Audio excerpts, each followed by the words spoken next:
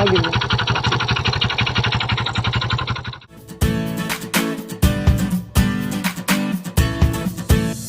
Meron tayong ayusin guys ngayong araw na ito, isang Kimco Baysar na 110. Shout out kay Bossing, salamat boss sa tiwala. Ang problema ng kanyang motor guys ay nagkaroon ng ingay sa pandali natin para marinig nyo kung saan banda nanggaling ang tunog ng kanyang makina.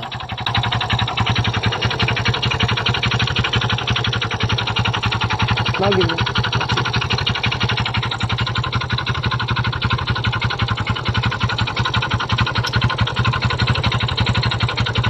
Pangon tambot ay tanggang tambot suwali. Ngayon narinig niya na ang tunog ng kanyang makina. So kadalasang issue ng mga Kimco Baysar guys ay nanggagaling tunog na ganyang ingay is sa kanyang clutch. Pero duda pa rin ako na hindi sa clutch ang problema. Pero mas maigi i-check na rin natin ang kanyang clutch guys para masiguro natin o matiyak natin na nandyan nanggagaling tunog ng kanyang makina. So baklasin natin ang kanyang crankcase. Tanggalin natin lahat ng mga bolt na makita natin sa kanyang crankcase. Kapag matanggal na natin, ay pwede na natin pupukin gamit ang ating rubber mallet. So yan, natanggal na ang kanyang crankcase guys. So sabing-sabi pa ang kanyang clutch kasi first time pa itong nabaklas, sabi ni owner. So ngayon ang gagawin natin ay tanggalin natin ang kanyang centrifugal cover. So meron siyang 3 bolt dyan na star. So itong makina ni Bossing Guy ay under observation pa natin. Hindi pa tiyak kung ito talaga ang problema.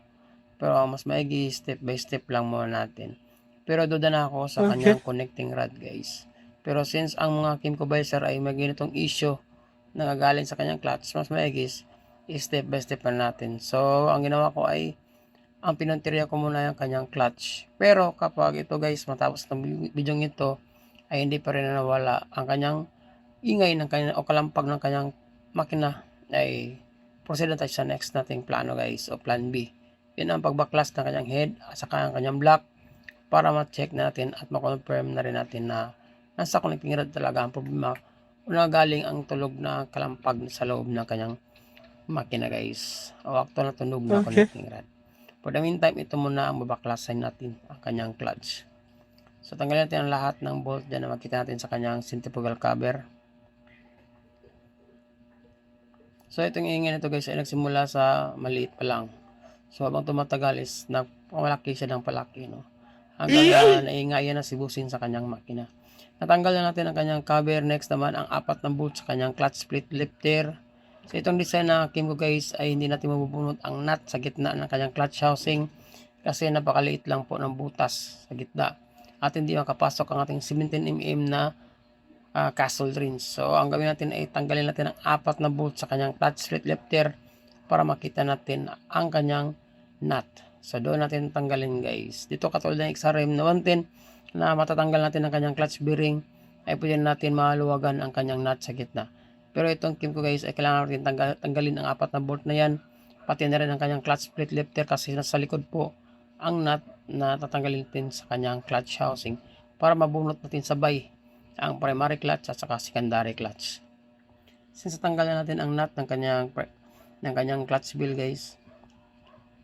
So natanggal na natin ang 4 na nut sa kanyang clutch splitter. So meron siyang clutch spring na 4. So ito na guys, yung nut sa gitna na sinabi ko. Yan po ay 17mm na nut. So pwede natin sabay bunutin ang dalawa guys. Kapag natanggal na natin ang dalawang nut ng ating primary clutch at saka clutch basket. Yun o. So double check na rin natin ang sitwasyon ng kanyang clutch shoe at saka kanyang primary clutch para masiguro natin na wala lalim o groove na nangyari. Kasi itong motor na ito ay mayroong medyo matagal na rin itong motor guys. Siguro almost 7 years to 8 years na rin itong motor na ito. So double check lang muna natin ang kanyang primary clutch. So sa magtanong kung anong kaparihan na primary clutch o primary clutch o clutch shoe ng Kimco ay wala talaga guys. Kimco lang kaparihan niya. Pwede sa wave na 100 kaya lang maikli yung babang bahagi, yung part na yan guys, no? So kailangan pa mag-abono ng washer. Kung gusto ka talagang hindi na mag-abono, clutch shoe, primary clutch, sa clutch shoe ng Kimco ang bibilhin mo. So far guys, goods ang kanyang liner, no? So ang kanyang clutch bill pala. Wala siyang groove o sira sa gitna. So goods po siya guys, no? Ibig sabihin siya gamit na gamit talaga. At hindi na abusuhan ng may-ari ang paggamit ng kanyang motor. Pati rin ang kanyang clutch shoe, goods din. Hindi rin masyadong manipis. So nakataon guys, meron tayong binaklas na clutch shoe ng Kimco din, na isang makina. So ang gawin natin is ikakabit natin ang kanyang clutch shoe na set at ang kanyang clutch basket o clutch housing na set. Dito natin malalaman guys kung may problema talaga ang kanyang primary clutch o kaya ang clutch shoe. Chinek ko na rin ang kanyang primary clutch, goods na rin, no? Goods din ang primary clutch na ating ikakabit at makapareha lang sila sa sa clutch shoe at saka primary clutch ni Bossing na wala masyadong groove o sira sa gitna. Ibig sabihin guys, alagang-alaga talaga ang dalawang makina na ito. Pero ang ginawa lang natin is ikabit lang muna natin, manghiram tayo ng primary clutch at saka kanyang clutch housing. Pag nawala ang ingay ng kanyang makina guys, so ito talaga ang problema, ang kanyang primary clutch. Pero kapag nakabit natin ang dalawang pisang ito, kung meron pa rin, yun na nga, proceed tayo sa plan B. Yun ang kanyang connecting rod. So ikabit naman natin. Sabay natin yung kabit. Sabay pala natin binunot ang dalawa. Siyempre sabay din natin ibalik ang dalawa guys. So meron siyang spline sa gitna, yun ang kapahirap kung bakit matagal natin siya ipasok. Pero dandahanan na natin guys hanggang tumama ang spline sa gitna. Kapag tumama yan, automatic bababa ang clutch housing natin at sabay ang kanyang primary clutch. Yun, no? So, natin kinabit muna ang kanyang apat na clutch spring kasi maglalagay mo tayo ng nut sa gitna. Yun, no? Yung 17 na socket natin gagamitin. Tapos, yung nut niya. Una yung washer pala na wave washer. Saka ang kanyang nut. So, baka makalimutan nyo guys. Meron siyang washer sa gitna. Meron ding lock washer yan nung una sa kanyang clutch wheel. Tapos yung wave washer. Tapos yung nut. Yun. So bali na nangyayari guys, parang dalawang washer. Pero yung isa is lock washer siya, no? Yun. Saka natin nipitan gamit ang ating impact wrench. Yun. Then higpitan din natin yung isa. Yung sa gitna guys. Baka makalimutan natin. Yun. So itong makina na ito guys, no, ito ay matagal na rin sa akin yung kinabit ko dyan. So nagkataon lang na mayroong problema na inayos natin ang kanyang Kimco at saka pinahiram ko muna si Bossing ng pesa. Kapag wala pa rin nangyayari guys, maingay pa rin ang kanyang makina, ay possible itong connecting rod sa kabilang makina ay masasalpak na natin sa kanyang makina guys. Para makatipid na rin si Bossing kasi kapag bumili pa si Bossing ng connecting rod is magpapaalign pa tayo sa machine shop. So itong makina ito is libre ito guys, no? Para plug and play na lang, kumbaga.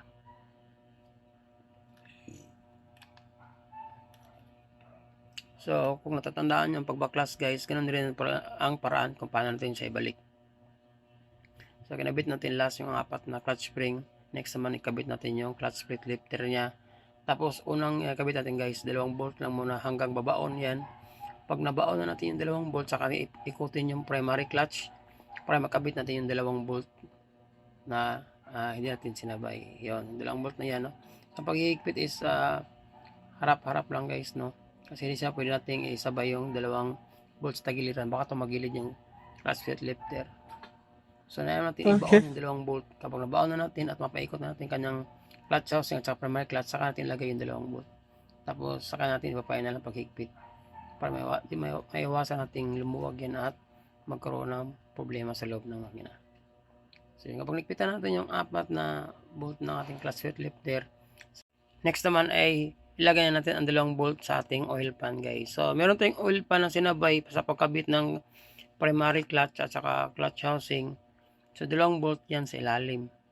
So kung baka magtanong kung pwede natin hindi na ibalik ang oil pan, pwede naman guys, no? Pero mas advantage na meron siyang oil pan kasi dyan po naka-standby yung oil sa loob ng naka-standby ang oil. Ibig sabihin guys, kapag may pundo na oil dyan sa oil pan, nagkakaroon ng lubrication ang ating clutch lining. At hindi siya nasusunog. Kadalasan guys, sa iba is kinokondem yan o tinatanggal kapag nahirapan silang ikabit. Pero malaking tulong yan sa ating clutch lining para mapahaba ang kanyang buhay at hindi siya masusunog. So, nakabit na natin ang bolt ng ating oil pan. Ibalik na natin ang tatlong bolt sa ating centrifugal cover. So ang kulang na lang guys ay ang kanyang clutch arm at ang kanyang crankcase. Since naituro ko na sa inyo o na-share ko na sa inyo kung paano ikabit yung dalawang yan, ay syempre guys, kung paano nyo kinabit at tinanggal pala ang clutch housing, yun din ang paraan kung paano siya ikabit. So ikabit natin yung kanyang clutch housing guys. A few minutes later. At ito na nga, tapos na natin ikabit ng kanyang clutch housing. Syempre itong pinaka-pinali guys. Panda rin natin ang kanyang motor. Let's go!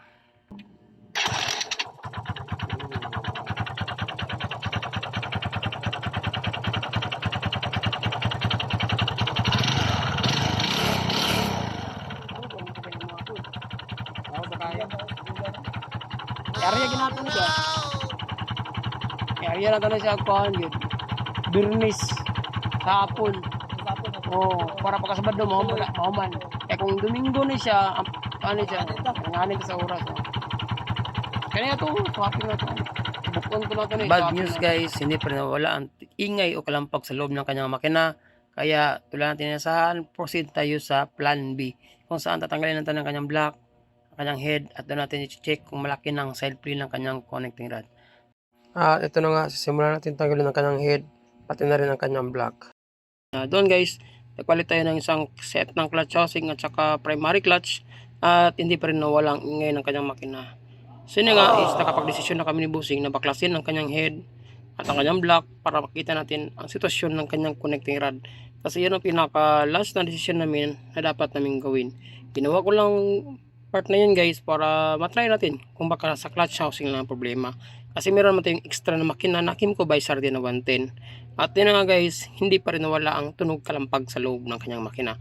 Kaya sabi ko na Busing, kapag hindi pa rin nawala boss, na nagpalit tayo ng isang set ng clutch housing at saka primary clutch, mas maigi na baklasin na natin ng head mo at saka block. So yun nga guys, nagkasa kami ng another oras para mapaklas naman ulit kasi na-short kami sa oras ng panahon na yan. So yun guys, ito yung second day kung saan nakadesisyon na si Busing na biyakin na ang kanyang cylinder head at saka sa kanyang cylinder block.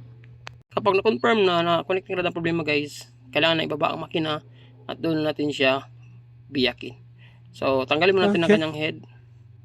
First time pa itong nabaklas ang kanyang makina at never pa itong nabuksan na kahit sino mang mga mekaniko guys. Kahit yung sa clutch at saka sa head, first time nabaklas ang kanyang makina. So ako pang kanunahang nakabaklas ng kanyang makina. So kaya medyo may kahirapan ng pagtanggal ng head kasi nabarahan ng putik ang kanyang mga stud bolt. Yung pinakababang bahagi ng stud bolt guys, sa left side na bahagi, yung pinaka-issue talaga kung bakit hirap siyang bunutin kasi nabarahan siya ng mga dumi. So may dowel siya kaya nagkaroon lang siya ng problema, stuck up ang kanyang butas ng kanyang cylinder head. So yun na guys. So natanggal na natin ang head. Next naman ang kanyang block. So meron yung bolt sa gitagiliran guys. Kailangan natin tanggalin yan. Yan po ang kanyang support na bolt sa kanyang block. So sabi ko kay Busing guys, kapag na-confirm na connecting rod ang problema ng kanyang motor, ay wala rin problema kasi meron tayong ding set na crankshaft ng kanyang makina. So yung pinakita ko yung makina sa inyo guys, nabiya ko na siya nung pagkaumagahan. So yun na lang ang gawin natin, i-replace na natin siya sa kanyang makina. So inuna ko siyang binaklas no, kasi meron tayo pang extra na makina. So goods pa ang kanyang piston guys no, walang patandaan na nagkaroon siya ng bilit. So try natin galawin. So yun know, guys, na-feel ko dyan sa part na yan, malaki na ang side plate ng kanyang connecting rod. So confirm talaga na connecting rod ang problema kung bakit nagkaroon siya ng cleansing, kalampag, natunog, actual natunog na connecting rod guys. So kailangan din natin pupukin ang kanyang block kasi nag-stack up din ang dumi sa kanyang stud bolt no. So yun. So try natin galawin. So yun guys, apil ko sa part nito, malaki ang side plate ng kanyang connecting rod. Katabi ko dyan ay ang owner ng kanyang motor guys no. So yan, pinakahawak ko kay Busing at pinapil ko sa kanya. So ibaba na natin ang kanyang makina guys. Let's go. A few minutes later. At ito na guys, nababa ko ng kanyang makina. Nakita naman yung pinagbaklas ko ang kanyang clutch ng mga nakarang araw. So nunod ang ipakita sa inyo guys kung paano magbaklas ng clutch. Ngayon ang mabaklasin na lang natin ay ang kanyang dalawang crankcase no. So yun, pinahawak ko talaga ka Busing. At doon confirm na ang problema talaga niya kanyang makina ay connecting rod. So itong si bossing guys ay pare ko, no? So siyempre kapag pare, lumalaban tayo dyan sa problema ng kanyang motor. So sabi ko kay pare, pre, huwag ka nang maglala pre, kasi nga is yung crankshaft na tinabi ko dyan is isalpak na natin dyan sa motor mo. Huwag ka nang bumili ng connecting rod, huwag ka nang bumili ng crankshaft, huwag ka nang bumili ng side bearing. So isuswap lang natin para mabayaran, may labor na lang at saka oil, gasket, yun na lang. At least may libre siya sa mga pista guys, no? Hindi na siya mabahala sa connecting rod at saka side bearing at mapapa-align sa machine shop, kasi malaki-laki din ang bayarin mo doon. Bibili tayo ng connecting rod, dalawang bearing at saka paparis sa machine shop. Nasa mga 600 pesos na ang paparis ng connecting rod ngayon guys, no? Medyo nag-increase na mga bawat machine shop. So lahat ng bolt dyan sa kanyang crankcase sa mga pito guys, no? So, dapat lahat ng mga pito na bolt na yun ay matatanggal natin para mas-separate na natin ang dalawang crankcase na yan. So medyo may kadumihan ang kanyang makina guys, kaya magkaroon naman tayo ng mahabang oras sa paglilinis ng kanyang makina, no? Kasi itong motor na ito ay never pang nabuksan at tayo ang kanunahang nakabaklas ng kanyang makina.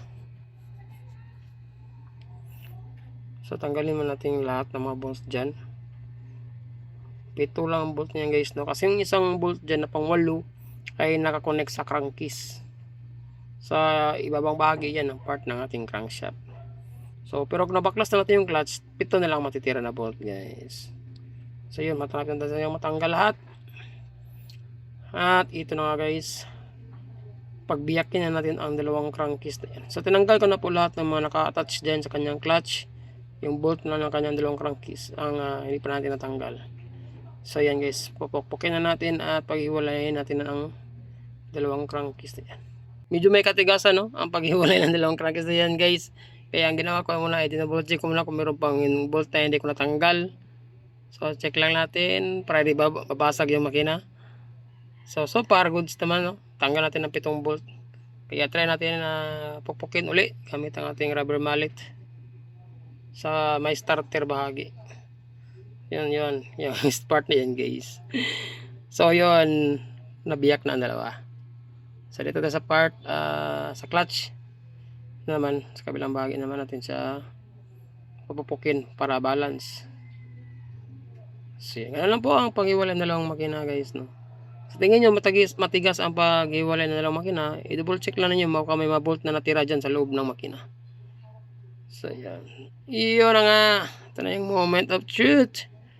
Nakita na natin ang kaloob-looban ng kanyang makina. Ganun po kadumi o kaitim ang loob ng kanyang crankcase. Mamaya maglilinis tayo ng 2 oras. So yun na guys, bunutin na tayo ng kanyang buong crankshaft at paikutin natin ang kanyang connecting rod. Kapag ganun tunog no guys, no, ang possible problema talaga ng kanyang makina ay stick bearing.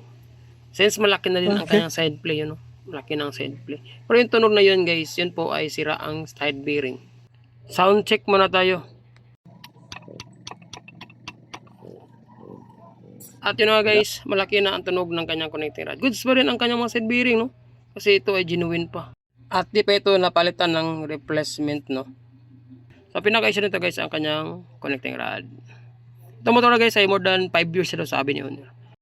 At yun na nga, malaki na talaga ang kanyang side play. Pero kapag pinaikot mo talaga guys ang kanyang connecting rod, mapapil mo nga meron talang sabit ang kanyang stick bearing. Kaya yun ang dahilan kung bakit nagkaroon siya ng tunog connecting rod. So napakabilis ni pare guys, kasi meron tayong extra na crankshaft assembly ng kanyang motor. Kaya suswap na natin siya at doon ko na ipakita sa inyo guys part 3 ang pag-assemble ng kanyang makina, kasi medyo mahaba talaga ang paghugas ng kanyang makina guys. Kailangan natin linisin ang loob ng kanyang transmission at saka yung crankshaft para malinis ang ating pag-assemble ng kanyang motor.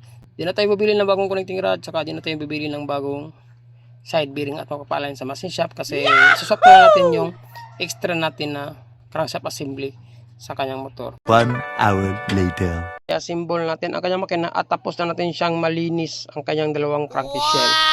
So ito naman ang bagong papalit natin na set na crankshaft guys. Ito ay sa kabilang makina, no.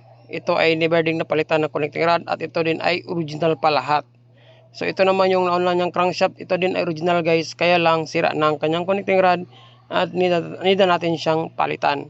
Kung nakita nyo ang part 2 guys, doon ko pinakita sa inyo at pinarinig ang tunog ng kanyang connecting rod. Kapag pinaikot mo ang kanyang connecting rod guys sa kanyang crankshaft ay meron talagang sabit ang kanyang stick bearing.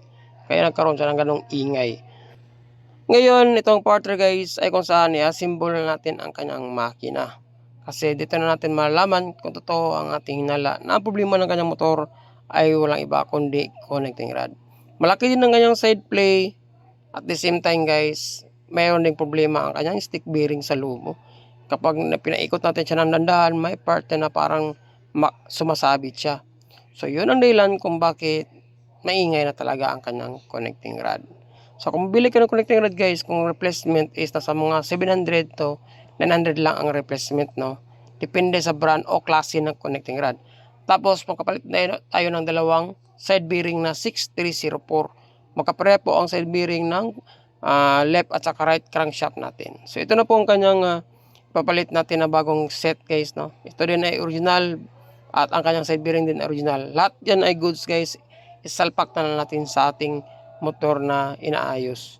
So itong pisa guys na kakabit ko ay hindi ko muna pinabayaran si pare kasi nga is para makatipid siya, no. At syempre sinaswap lang natin siya, so wala namang nawawala sa akin. Kaya lang ang sinop niya ay sira na connecting rod na. Pero doon is kung meron tayong customer naman makikwento ng ganyan, pwede na natin siyang ibenta guys. Kahit palitan natin ng bagong connecting rod. Pero as tulong ko sa kanya para ang mabayaran niya is ano na lang, oil, gasket at saka libor na lang kanyang maggasto, less makakatipid siya guys. So before natin siya symbol, maglagay muna tayo ng oil sa ating transmission, no? Since nahugasan natin siya ng maigi at wala na yung mga oil sa kanyang gear. So ilagay na natin ang ating crankshaft. So napakadali lang po ilagay ng crankshaft guys. No need nang lagyan ng no need nang gagamit ng butin torch, no? Kasi napakalambot lang po ipasok ng crankshaft ng mga ganitong design na mga makina. So lagyan natin na siyang oil tapos ihulog lang natin siya guys. Automatic papasok yan. Di katulad sa XR125 guys, sa right side na bahagi napakahirap ipasok ng side bearing, no? So kailangan mo pang bagahin ang makina para bubuka yung luluwag yung cranky shell niya sa side bearing saka sa papasok. Magkapara din siya sa MIU-125 na kailangan natin gumamit ng butin torch. Pero ito guys, no need na, no? Both side ng crankshaft is napakalambot lang siya ipasok. Next, lagyan natin ang kanyang kickstarter. So sa baba ng kickstarter guys, meron siyang washer yan, na baka makalimutan nyo na meron siyang washer sa ibabaw. So ilagay natin ang next ang kanyang center gasket guys. Kapag mga 110cc na motor, halos yan guys is meron siyang gasket sa sentro, no, ng ating makina. Di katulad ng mga 125, 150 is wala na siyang center gasket. Ito guys, naglagay ako ng liquid gasket sa magkabilang crankcase, no.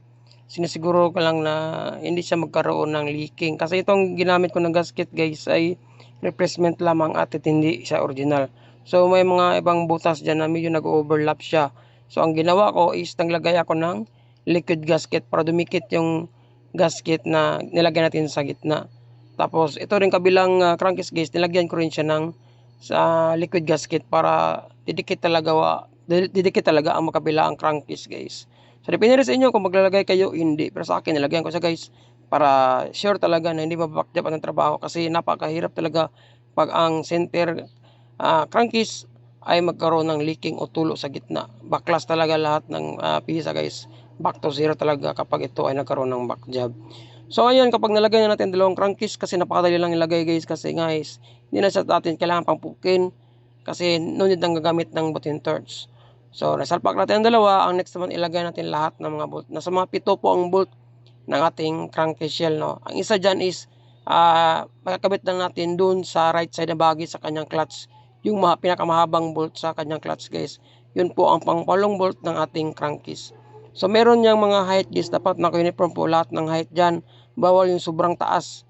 So kapag mayroong sobrang taas naman dyan, ilipat nyo at hanapin yung butas para sa kanya talagang kalalagyan. Kasi hindi po natin pilitin kapag mahaba yung bolt, masisira o mabubutas yung crankcase kapag hinigpitan natin. Yun lang po ang technique guys o paraan kapag nalimutan nyo kung saan ilagay yung mga bolt sa ating crankcase. So, kapag ikaw yung nagdi-DIY, first time mo nakabaklas, at least guys, tandaan nyo kung saan ang pinakamataas at pinakamaikling bolt para sure bolt talaga na hindi kayo madisgrasya o makrack yung makina. So, ang paghigpit natin nito guys ay harap-harap lang, no? So, sa right side, sa kabila naman na bahagi, ang purpose doon is para pantay ang paghigpit o paglock ng ating crankcase shell at hindi siya tumagilid. At ang magiging resulta guys ay napaka-smooth ang pag-ikot ng ating crankshaft assembly, no? Kapag maganda ang pagkalapat ng ating mga bolt sa ating crankcase shell. Kasi ito yung pinaka-importante guys. Dapat yung crankshaft natin assembly is napaka-smooth ikutin at hindi siya mahirap paikutin. Kasi kapag mahirap siya paikutin, ibig sabihin guys, tumagilid ang paghigpit nyo sa bawat mga kabilaang bolt. So yun po ang magiging resulta. Tapos bawat higpit guys ay ikot-ikutin nyo ang crankshaft nyo para ma-monitor nyo ang sitwasyon ng crankshaft at hindi siya nagkaroon ng pag-stack up kapag pinaikot natin yung crankshaft natin sa gitna. Ngayon kapag nilapat natin lahat ng mga bolt guys sa ating crankshaft, ay pwede natin siya paikot-ikotin, no? Dapat ganyan po ka-smooth at meron din play ang kanyang transmission guys sa sprocket na parte, no? Kasi kapag walang play yan, ibig sabihin mali din ang pag-assemble natin transmission. Wala na lang ang kanyang clutch head at saka ang kanyang block. Since marami na tayong video nyo guys, no? Pwede nyo hanapin ang full video kapag naghanap kayo ng full video. Kaya rekta na natin ito pag salpak sa kanyang motor. 1 hour later. At ito na nga guys, naisalpak na natin ang kanyang motor. At syempre, shout out sa iyo boss, pare, salamat sa tiwala at pagpunta natin sa ating mounting shop. Ngayon guys, ang kulang na lang is pagpaandar natin sa kanyang motor, no? So ngayon, ang kanyang noon ng crankshaft guys ay sinantabi na natin yon. At ang kanyang noon ng crankshaft guys, doon yun, no? Yun, sinop natin yan at wala na siyang mabayaran pa. Before natin paandarin ang kanyang motor guys, nais ko muna parinig sa inyo ang motor niya nung hindi pa natin siya pinalitan ng connecting rod. Let's go!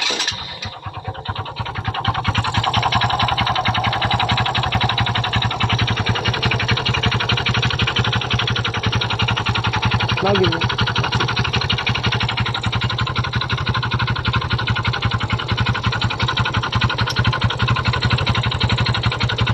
Pao ang tambok ay tanggang tambok suali. Ito naman tunog na kanyang makina pagkatapos palitan natin ng bagong crankshaft assembly. Let's go.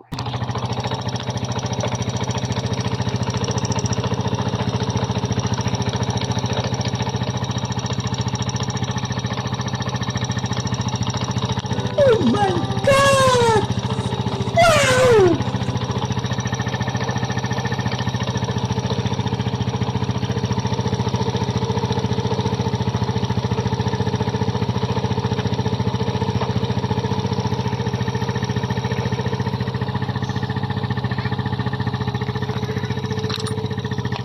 Yun know, wala na ang tunog ng kanyang makina. Natunog lang pag connecting rod dahil napalitan natin siya ng bagong crankshaft assembly. Kapag yung motor ay Kimco Visor, mapa Honda, mapa China, kapag ganitong tunog talaga guys, marinig nyo sa inyong makina, ang problema nyan ay connecting rod. Yan lang guys, no, sa araw na ito, sana may tutunan kayo. At siyempre, see you sa aking next video, Ride Check Shout out sa ating nakapasipag na mekanik po. Ayos.